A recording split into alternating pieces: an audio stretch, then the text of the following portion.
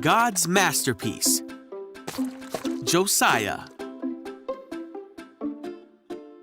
This is Josiah. Heyo! Josiah became king of Israel when he was only 8 years old. Yep.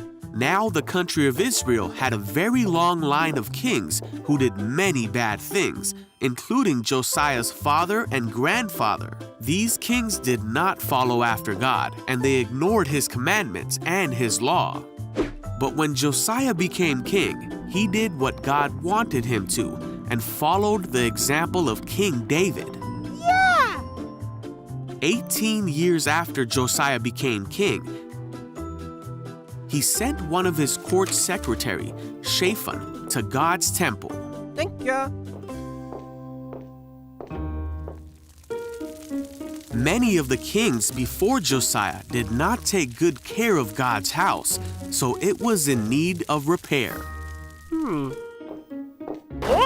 While they were in the temple, Hilkiah, the high priest, said to Shaphan, Hey! "I have found the book of the law in the Lord's temple." So Shaphan took the scroll back to King Josiah and read it to him.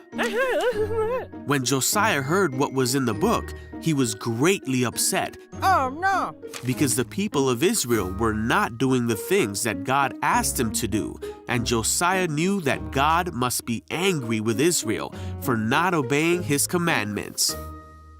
Josiah gathered together all the people of Israel to the temple and read the entire book of the covenant to them. That very day, Josiah and all the people promised that they would obey all of what God commanded with all their hearts and souls. We promise too! Josiah went on to help Israel become a people fully committed to God. He tore down all the other temples and the idols that they had set up. He got rid of all the people who were doing bad things all throughout Israel.